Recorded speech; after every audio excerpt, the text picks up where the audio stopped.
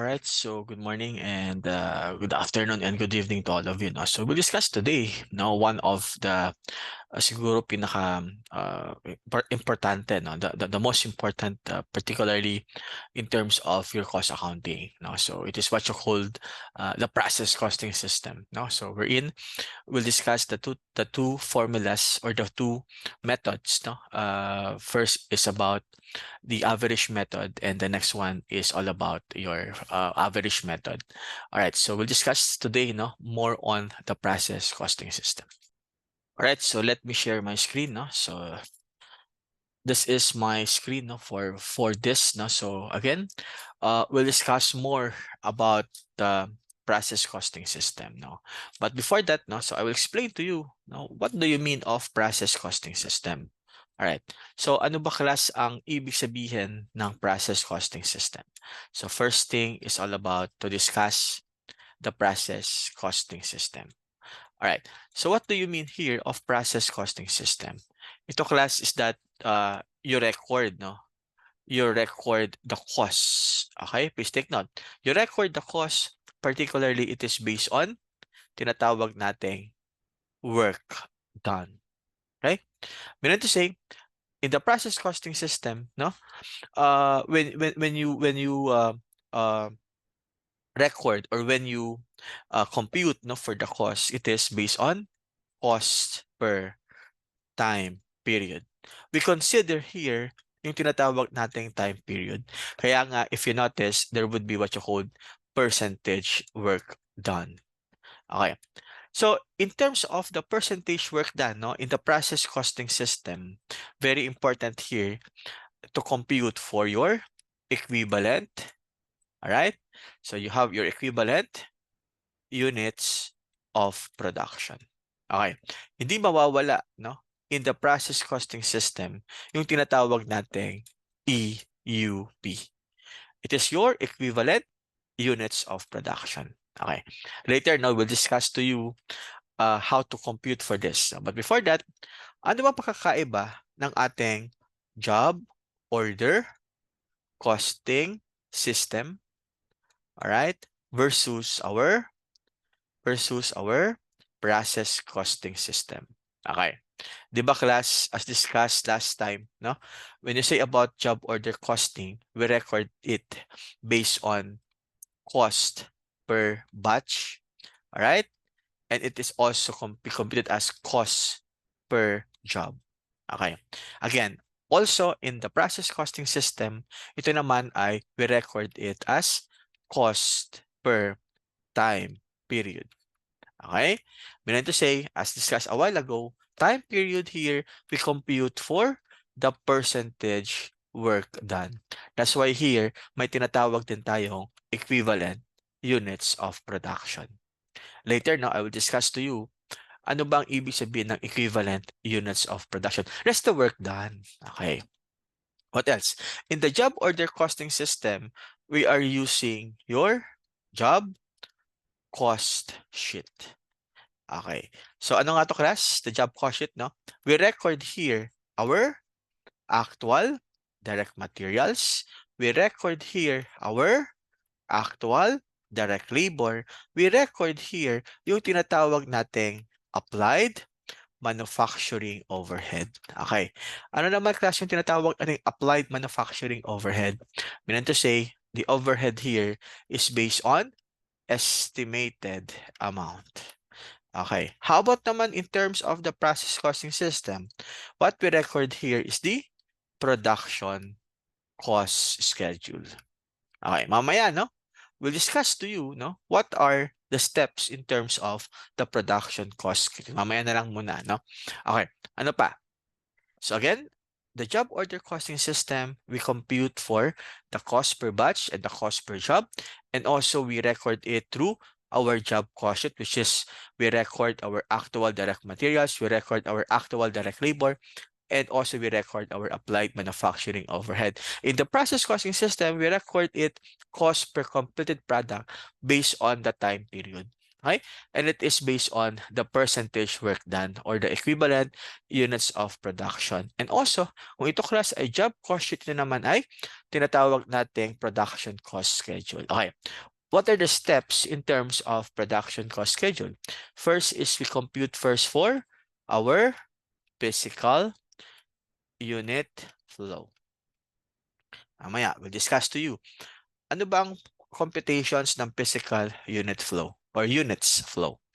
Number 2, ayan, yung ating tinatawag na equivalent units of production.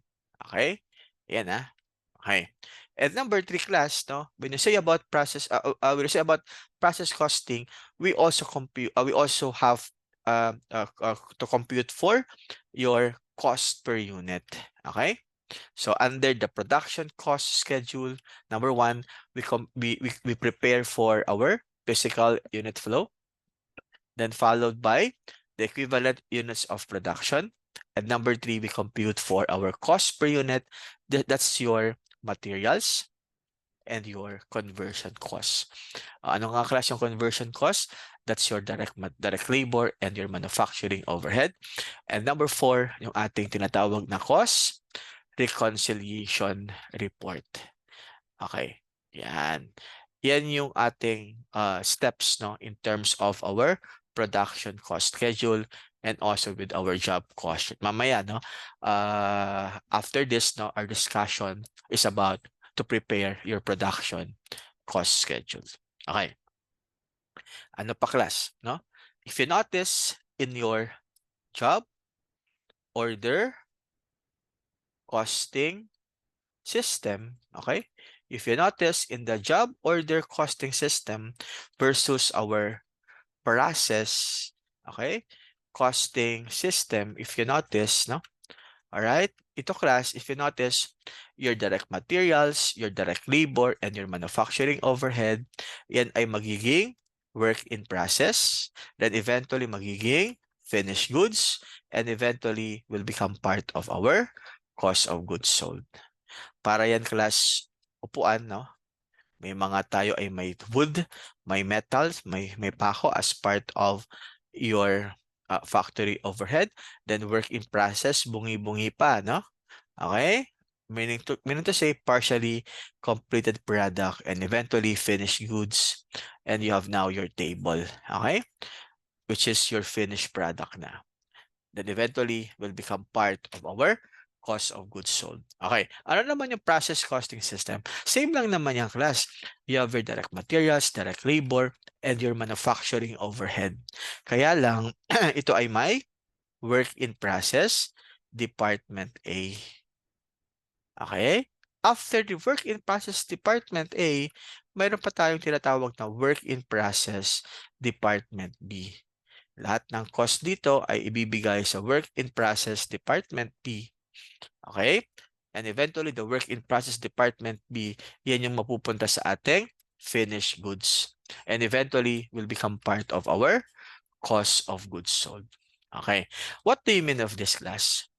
In the process costing system, let's say you have Department A, sabi natin class work in process Department A, gumagawa tayo ng San Miguel product, gumagawa mo tayo ng ingredients, hindi, wag na lang, kotse na lang. No? Work in Department A, we are gumagawa muna tayo ng external parts ng sasakyan, di ba? Siyempre, wala pang laman yan, no? Kotse to di ba? Kotse yan. Pag work in process Department B, of course, kung ito ay external, no? Siyempre, unahin mo na external, then followed by internal.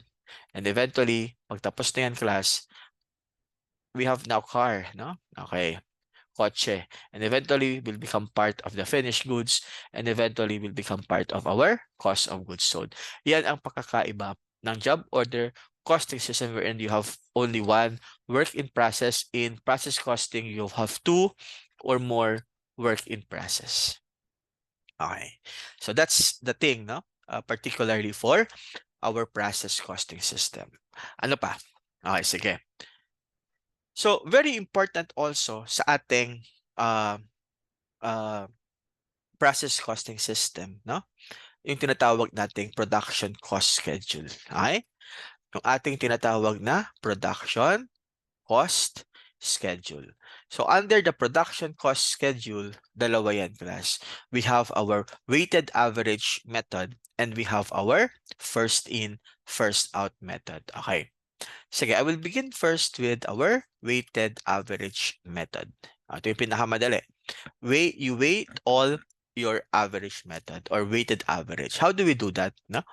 First step for this, sabi ko as discussed a while ago, to know first your physical units flow. Okay. How do we do this one? The physical units flow. First thing is to know first your beginning inventory. Magkano, class, yung beginning inventory natin? Let's say I will put here 10,000. Okay? Class, ito yung formula ha. Next one is your started into production. Okay? For example, we have here 20,000. Class, if you add beginning inventory plus started into production, ang tawag din, class, ay total units to be accounted for. Okay? Yan. Total units to be accounted for, magkano yun? 30,000. Please take note of this. Yan ay laging given. What you will do here is just to put that one, no, particularly for the beginning inventory, and production started, you have 20, and we have your total units to be accounted for of 30,000. Okay, next one. Next one here. Okay, class, if you notice, if you have 30,000 here, that would be your total units to be accounted for. Yan din naman yung nasa baba. Total units accounted for. Siyempre, kung ito, class, ay to be accounted for, ito naman yung total units accounted for. Pabantayan mo kung napasaan ang 30,000. That's why here you have your 30,000 here. Nagbilang ka. Okay? Class, ito yung major rule, dapat parehas. Nagbilang ka. You have your ending inventory. Alright. Let's say your ending inventory, 5,000. Napasaan yung 15,000? If you are talking here of your weighted average method. Meaning to say, yan ay completed and transferred out. What do you mean of this, class? Meaning to say, halimbawa, San Miguel beer na bote. Yan yung total units to be accounted for. Okay? Tapos, napasaan yung 30,000 na yan? Ibig sabihin, binilang mo yung 5,000. Okay? So, malamang ang natapos mo na ay 15,000. So, that's to prepare for your physical units flow. Okay? So, what else? Number 2. Number 2 here. Okay?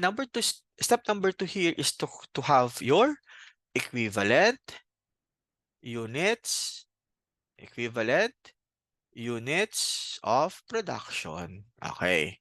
Ano naman to, class? Okay? So, class, I will put here materials. I will put here conversion cost. Ano nga yung conversion cost? That's your direct labor and overhead. Let's say I will put here 80%. I will put here 20%. Okay? I will put here, let's say 100%. And this is, let's say, 40%. Okay? Yan. Class, as discussed a while ago, ano nga yung equivalent units of production? That's the percentage work done. Okay. Please take note of this. No? When you are talking here of weighted average, wala akong pakialam in terms of the beginning inventory. Again, in terms of, if you're talking here of weighted average, there's no computation for the work done for your beginning inventory. Why? Because we assume that the beginning inventory is 100% complete already. Okay? That's why, okay, I will not put here, no, beginning inventory. But if we are now, if we are now in FIFO method, meron tayong pakialam. Okay. So meaning to say, this one, transferred out and completed, no? Percentage work done, common sense. Ilan ba natapos mo sa 15,000? Very good. It is 15,000. It is 15,000. Common sense, di ba? Completed and transferred out. Ibig sabihin, tapos na, kahit walang 100% ito, kahit walang 100% ito, it is already completed. Okay. How about your ending inventory? 5,000 times 100%, you have 5,000 units. Okay? 5,000 times 40%, you have 2,000, di ba? Yes. Okay. So, magkano class ang ating equivalent units of production? Sige. Kunin natin yung ating calculator para mamaya, no? So, you have your 20,000 as your EUP. And this one, EUP for conversion cost ay 17,000. Yan. Okay. Okay? Sige. So, that's first step, physical units flow in terms of our average, and number 2 is the equivalent units of production. Okay. Alam nyo ba class, given lagi dito yung tinatawag nating cost. Okay, given naman to lahat Beginning inventory cost. Let's say you have your direct materials. Given to class direct materials, sabihin natin para mabilis tayo mag-compute I will put here 40. Then, conversion cost. Given to lagi Okay. Conversion cost, let's say 17,000. Para mabilis tayo. That would be your beginning inventory cost. Tapos, so magkano to class? Total mo sa beginning ay 57. Okay. Tapos, cost incurred this month. Let's say you have cost incurred this month. Again, gawin ko lang para mas mabilis mo-compute. You have your direct materials. Let's say 80,000 here. Okay. 17 times 3. 17 times 2. So you have, let's say, you have conversion cost. Given to you have conversion cost, you have 34,000. 34 to Okay. So magkano yung total mo? Cost incurred. 80 plus 34,000. So you have 114,000. So magkano class lahat-lahat? If you add this 57 plus 114, so you have a total of 171. Given naman yan lagi. Okay. So given yan Okay. So ano class yung third step natin? We compute na for our, okay? Number 3, compute na for our materials per unit. Okay. We are talking here of weighted average. No? Okay. Ano yung formula ng materials per unit? Okay. That would be your beginning inventory as to materials plus cost incurred this month as to materials divided by your equivalent units of production. Okay. Magkano yung beginning inventory mo as to materials? You have 40,000. Plus, magkano class yung, cost incurred this month? You have 80,000 as to materials divided by EUP of 20. So, magkano yung cost per unit natin? 40 plus 80. So, you have divided by 20. So, you have 6 pesos. Okay? So, please take note of this, materials per unit is worth 6 pesos. Okay. How about naman for conversion cost per unit? Okay. Ano yung formula again? Beginning inventory as to conversion cost plus your cost incurred this month as to conversion cost divided by your equivalent units of production as to conversion cost. Ito naman as to materials. Okay. So, ano class? Magkano yung beginning inventory mo ng conversion cost? 17,000. Ito na yung class given Plus 34,000 cost incurred this month for conversion cost divided by magkano EUP? 17,000. Magkano class naman as to, ito class sa material, 6 pesos. Magkano naman as to conversion cost? So 17 plus 34 divided by 17, you have at 3 pesos. Yan. Yan ang step number 3 as to the weighted average method. Okay? Next one tayo. We go now to the preparation of your cost reconciliation report. Okay? Please take note of this. Your cost reconciliation report in terms of the weighted average method, that would be your step number 4 para mabuo na natin yung ating tinatawag na production cost report. Okay. Class, gawin mo natin class dito is compute first for total cost to be accounted for. We go first with the beginning inventory cost. Okay. So magkano yung beginning inventory cost? To class, di ba? 57 saka 114. Given to class, 57,000 cost incurred this month. Cost incurred this month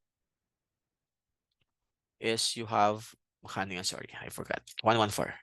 Yes, 114. So 57 plus 114. Anong tawag dito? Total cost to be accounted for. Kung may units to be accounted for, mayroon naman total cost to be accounted for. Magkano yan? 171,000. So, dapat 171,000. No? Dapat bangga tayo. No? Okay. We go now to our baba sa yung total cost accounted for. Since we are using weighted average, ito muna ang ating tinatawag na transferred out and completed. Okay? As to, completed to as to direct materials and conversion costs. How do we compute pala for this? Ang formula niya ay EUP as to the materials to be multiplied by materials per unit. Okay? Dapat parehas. How about CC or conversion cost? EUP as to the conversion cost as transferred out and completed to be multiplied by cost per unit or conversion cost per unit. Okay? So you have conversion cost per unit. Okay. Class, ano nga yung EUP niya kanina? Okay, go back Ito 'yan. 15, 15. 6 and 3 Okay? So 15,000 times 6, 15,000 times 3 pesos. Okay? So 15,000 times 6 pesos, how much is that? So 15,000 times 6, so you have 90,000 here. This one is 15,000 times 3, you have 45,000. Okay, ano pa? Yung ating tinatawag na ending inventory. Class, kung ano yung nandito, ito sa baba, ilan naman yung i-account natin. Okay? So you have your ending inventory, your direct materials, your conversion cost. Ganun din class EUP to be multiplied by the materials per unit. You have also here EUP to be multiplied by conversion cost per unit. Okay. Magkano to class? Diba ito yun? 5 and 2. Okay. Given naman lagi yan Hindi, kinobit ko yun 5 times 6 and 2,000 times 3. Magkano to class? You have 30,000 and this one is worth 6,000. Anong tawag dito? Total cost accounted for. Okay. So, dapat parehas yan sa 171. I will add 90 plus 45,000 plus 30,000 plus 6,000. Parehas ba? Yes. 171,000. Meaning to say, total cost accounted for and total cost to be accounted for is the same. All right. So any question for this for the weighted average? That's your weighted average method. Okay? All right. Di pa tayo tapos ha? Next one is all about our FIFO method.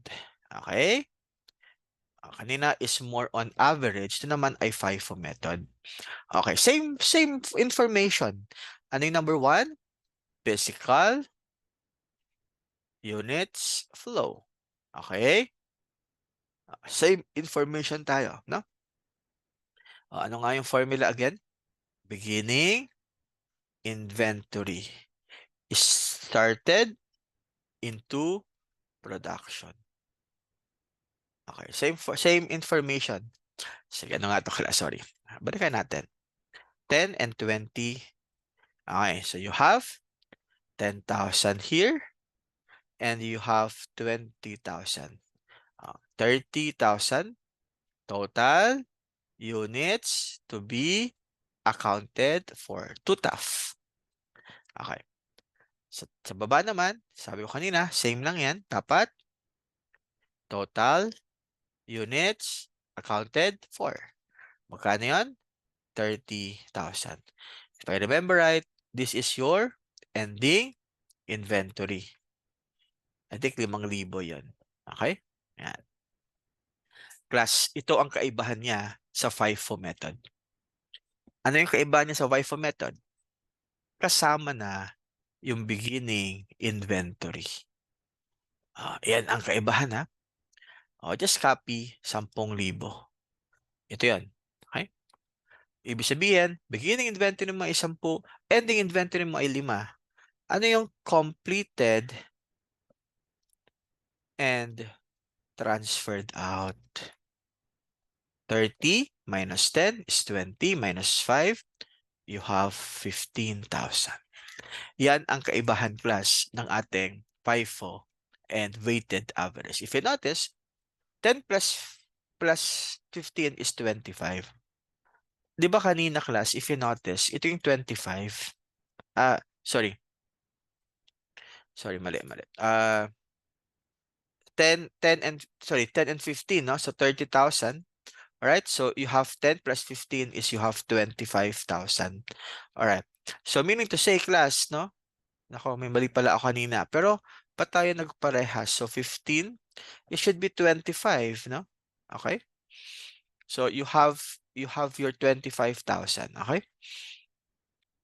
Alright, so may mali pala ako kanina, no? So 15 plus 5 is should be 25. Sige, I will revise na lang, no? Para parehas na lang, no? Alright, I will revise na lang, no? Para at least para makita nyo yung ano. Sige, what I will revise here, okay? So 20 to. So I will put na lang here 10,000, okay? Para parehas, no? So I will put here 10,000 para at least this is 20, no? Para mag-revise tayo, no? Okay? Sige. So I will put here 10,000. Okay? And also we have 20. Para parehas, no? Nagbalase kasi sa kalas because of I put here 20. Sige. Again, same pa rin, no? Beginning inventory of 10, started of 10 and 20. Bakit nagbalanse? Because of wala tayong pakialam in terms of our beginning inventory. Sorry, I stand corrected. Na simple plus or minus, nagkamali ako. Anyway, so 10 plus 10, you have 20. 15 plus 5, 20. Sige, I will revise na lang now for this one. Okay, so you have, I will revise this one. So I will put here 10 and then 20. Okay, don't worry. Paras lang naman yan, no? Nakamali lang ako sa, ano. Alright, so I will revise this one. Okay. And, okay. So again, same pa rin, no? This one is to be accounted for is also should be 20,000 parehas and 10,000 here. Okay, so total or production started is we have 10. Okay, so you have your 10. Okay, if you have 5 here, dapat parehas to class, not 20. I will copy lang 10 here, no? So I will copy lang your beginning inventory of 10,000 because your beginning inventory here is 10,000. All right, so 10, so malamang ito ay 5,000. Okay, so please take note of this class. No? Buti na lang nakita ko yung difference. Please take note. In the weighted average method, okay, you have 15. Okay? And it is 100% complete, di ba? When you're talking here about weighted average method. Pero class, in terms naman of your FIFO method, 15 din to. Pero, ang beginning inventory ay nakadepende sa ating equivalent units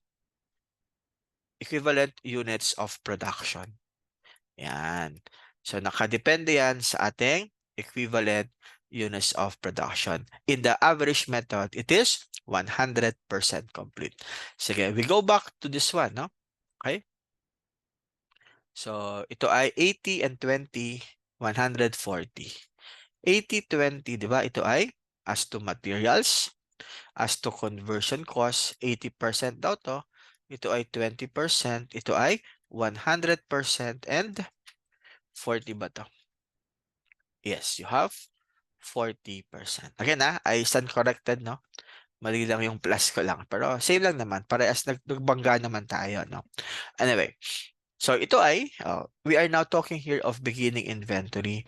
So you have now 80% and you have now 20%. Okay, 10,000 times 80% is worth, that would be your equivalent units of production. And this one is your equivalent units of production. Okay, 10,000 times 80%, magkano yun? 8,000. Very good. It is 8,000. Oh, bakit 2? Common sense, ha? 80% is already complete. So malamang 20% na lang ang katapusin mo as to materials this month. Very good. 10,000 times 20%. Very good. Tama na kayo. 8,000 to. Ito naman, kahit walang percentage, 5,000 here, 5,000 here. Okay? Ito naman, 5,000, 100% complete. And you have 2,000 as to ending. So 510, you have 12,000. Ito na class yung EUP natin. Then, 8 plus 10, you have 15,000. And that's your equivalent units of production. Okay. We go first. Same information na. Beginning inventory cost as to materials as to conversion cost. Copy ko lang to kanina. Ito lang. 4017. 40,000. And we have 17,000. So you have 57,000. Cost incurred. Kasya na siguro. Kanina hindi kasya, no? Cost incurred this month. You have to materials. And we have conversion costs. 80 and 34. 80,000 plus 34. Okay? So, meaning to say, if you add this, same lang. Copy mo lang. 114. So, 114. 114. So, total cost natin ay, total cost, 171 yan, di ba? 171. Okay? Yan. 171 yan, ha? O, class, iba na. When you're talking here of your FIFO method, iba na yung formula. Step number 2. Step number 3 is to compute for your materials per unit. Ano yung formula niya? Cost incurred na lang. Cost incurred as to materials divided by your EUP as to materials. Bakit class cost incurred na lang? We assume na tapos na yung ating beginning. Okay? So, ano class yung cost incurred? Ito lang, 80,000 na lang. 80,000 divided by 12,000. So, magkano to? So, 80,000 times 12 divided by pala. Okay, may butal. 6.67. Okay? Conversion cost naman as per unit. Ang formula niya, ganoon din. Cost incurred as to conversion cost divided by equivalent units of production as to conversion cost. So you have 34,000. So 34,000 divided by 15. Ito yun Okay? So 34,000 divided by 15, may butal din. 2.27. 2.27. So 6.67 and 2.27. Yan yung ating materials per unit and your conversion cost per unit. Okay. We go now sa ating tinatawag na production cost report. Okay. So ano naman class yung production cost report as to FIFO? Unang-una, since hindi kasama yung beginning inventory, we put here our beginning inventory cost. Magkano? Just put lang yung, magkano ba yan? Ito, 57. Hindi kasama yan eh. Hindi, sorry. Ano muna, copyain muna natin yung total cost to be accounted for. Beginning inventory cost, 57. And also add mo na lang lahat. 57 and 114. Yan. Beginning inventory cost and your costs incurred this month. 84. So, magkano to class? Cost to be accounted for. Mali. 114. Mali ako.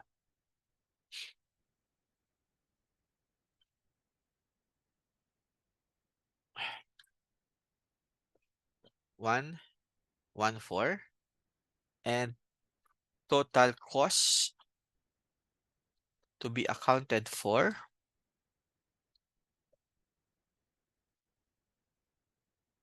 So, you have here 171. Same as kanina, no? Okay. Since sa baba tayo, we put here first beginning inventory cost. Just copy lang. Since hindi kasama kanina, di ba, sa computations ng cost per unit. Okay. Tapos, lagay mo dito, cost incurred this month. You have your beginning inventory muna. Okay? As to materials and conversion costs. Ganun pa rin yung formula EUP to be multiplied by materials per unit. EUP times materials per unit. Magkano yung EUP? 2 and 8. Dapat parehas tayo 2 and 8. So 2,000 and 8,000 times, magkano nga yung cost niya? Ito yan. 6.67 and 2.27 ba? Tama. 6.67 times 6.67 and 2.27. May butal lang to. Malamang may konting difference lang yan. 2,000 times 6.67. Ito ay magiging 13,340. 8,000 times 2.27. Magiging 18,160. Cost, ito naman ay transferred out and completed. Ganon din para. Add ko na lang itong dalawa para mabilis tayo. So, same lang naman yung EUP niya EUP to be multiplied by total cost per unit. Okay? So, 6.67 plus 2.27, 8.94 yan. Add mo lang itong dalawa. Add mo lang. Because same as 5 kasi. No? So, 5,000 times 8.94 times 5,000. This one is worth 44,700. And we have our ending inventory. We have two materials and conversion costs. Magkano yung class? 5 and 2. So you have 5 and 2. Ganon pa rin. EUP to be multiplied by materials per unit. EUP to be multiplied by, sorry, conversion cost to. Conversion cost. Conversion cost as to per unit. So I'm going to say, yan nga yan. I forgot. 5 and 2. So 5,000 and 2,000 times 6.67 times 2.27. Okay? So 5,000 times 6.67, you have here 33,350. 2,000 to be multiplied by 2.27, you have 4,540. Anong tawag dito? Total cost accounted for. Dapat class, parehas yan sa 171. Let's see. 4,540, ano? 13 muna. 13,340. Sorry. Ito muna. 57. 57,000 plus 13,340 plus 18,160 plus 44,700 plus 33,350 plus 4,540. May buta lang ng konti. 171,090. Okay lang yan. Why? Because of this one. No? May rounding off kasi. As long as konti lang yung difference mo, ibig sabihin tama ang ating sagot. So that's it. So that's the importance of the production cost report. Ito naman ay based on the FIFO method. So if you notice, in beginning inventory, nilagay mo lang kaagad, no? Tapos we account. Now, if you notice naman, in the cost reconciliation, we will account for this. Same also in terms of the average, we account for this one. Okay? So in the board exam, usually, ang given or ang problem is all about the production cost report. How much would be the cost per unit? How much is the charge in terms of transferred and completed? How much would be the cost in terms of the ending inventory? So again, thank you for this, and hopefully you have learned about the subject of process costing. So again, thank you and see you all. Bye-bye.